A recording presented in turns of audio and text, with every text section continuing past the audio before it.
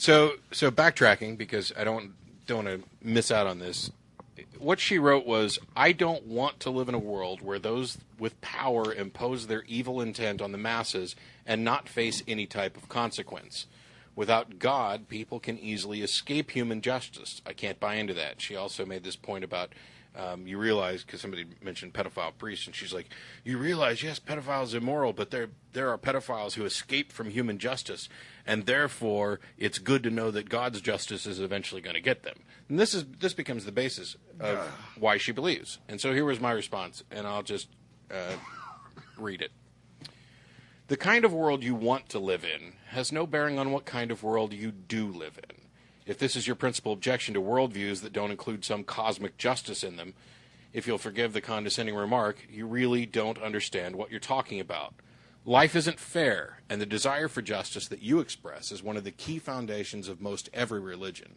We're all aware that sometimes good goes unrewarded and evil goes unpunished, and so some justice seekers invent a security blanket to ensure that they aren't mired in depression.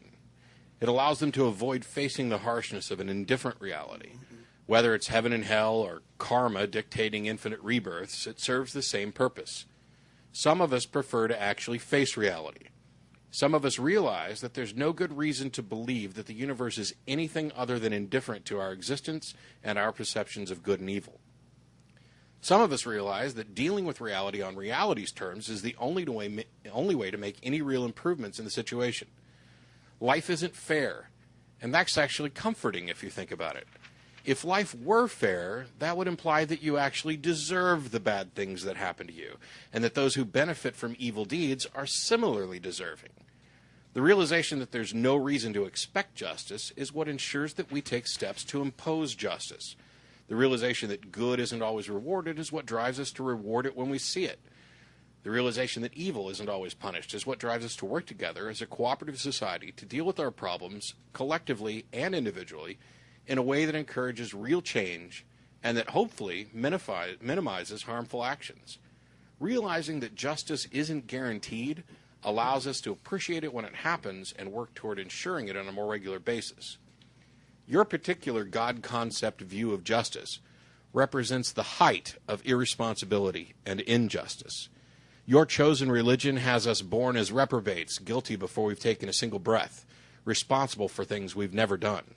It offers instant, undeserved forgiveness for the most horrible of crimes and punishes people whose only crime is disbelief forever. It advocates slavery, denigrates women, curses homosexuals, orders the stoning of unruly children, sanctions wars of exterminations, condones human sacrifices, and poisons every mind it touches. It includes only one unforgivable crime, disbelief. Is that just? This justice you so admire is no such thing. It is divine edict. It's arbitrary, capricious, and ultimately unjust and immoral. Yes, I realize that there are pedophiles out there who've escaped our flawed justice system. Do you realize that your system says that they're all eligible for an eternal paradise? How does that address your objection? Under the rules of Christianity, the pedophile who escapes justice here can also escape your ultimate justice. Under the rules of Christianity, he may live forever in paradise, while someone who spent their entire life doing good, helping others, and contributing in a generally positive way to the one and only life we're sure to get, ultimately is judged unworthy of that reward. Don't kid yourself. You haven't accepted a cosmic sense of justice that alleviates the problem. You've accepted one that you believe alleviates the problem for you. It is a selfish justification that shows no regard for real matters of justice. It is the height of arrogance and your desire to feel special because somebody up there thinks you're special. Well, according to the paradigm you advocate, he thinks anyone willing to worship him is special with no regard to justice or character. Go, read Romans. No one makes this point clearer than Paul. The law was established with full knowledge that no one would be able to fulfill it.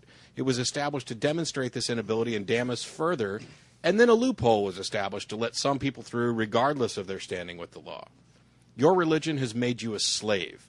It has made you uncaring.